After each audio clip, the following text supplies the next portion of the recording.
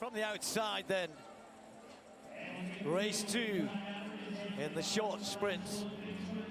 Joe Fambile of Liberia finds himself with just 1 point after the 100 meters. He's got a better chance in the 200, definitely.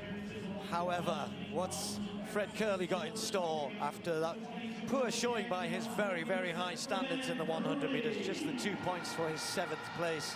Can he rediscover some of his old 200-meter form? And for Oblique Seville, this is the big challenge, the big test. 8 points from the 100, 2nd place.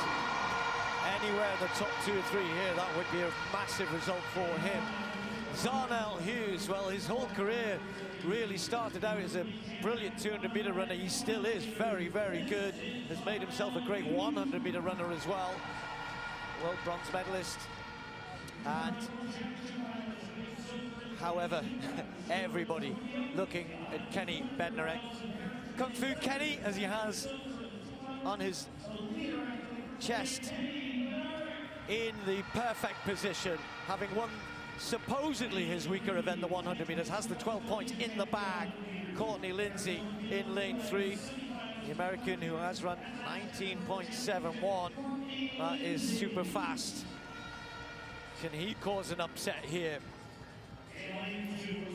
Akeem Blake, I think he would have liked to run a little better in the 100. He got out well. We thought he might have been a little bit more in contention.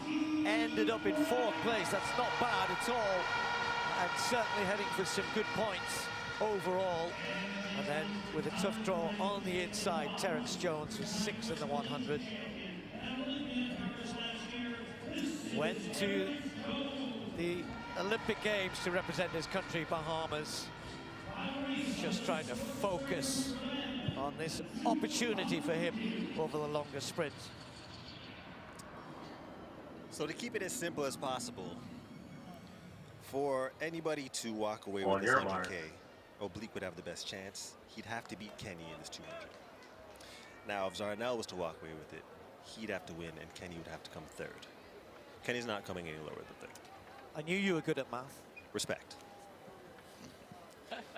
Kenny's in 4, Zarnell's in 5, Oblique's in 6, Fred in 7.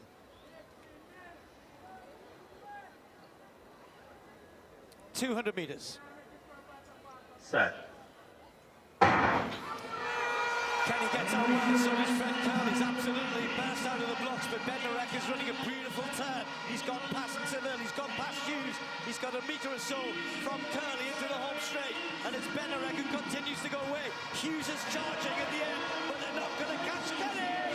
Kenny takes the win, 20.06, almost stumbles through the tape, but he didn't stumble in the race at all. Brilliant bend, just kept going away. 20.07, Hughes with a good performance. Fred returned to some better form to take 3rd. As you can see here, we were just talking about Fred coming out of the blocks the fastest amongst the competitors. Kenny's always been a really strong turn runner. Arms very, very tight, which is good for the turn.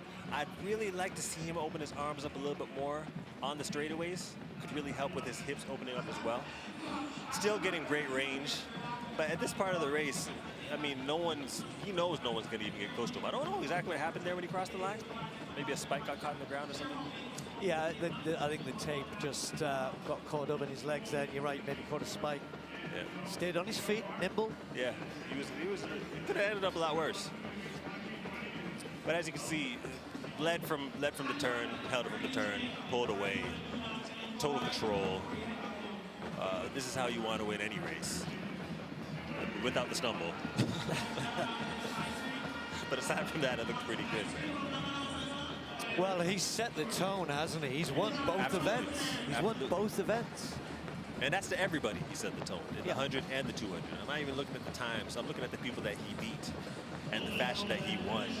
You know, the 100, he had a bad race and still won. The 200, he just made he buoyed everybody. He made everybody look like they weren't even on his level. No, and he won by, as we would say, a country mile. 20.37 in 2nd for Hughes. Curley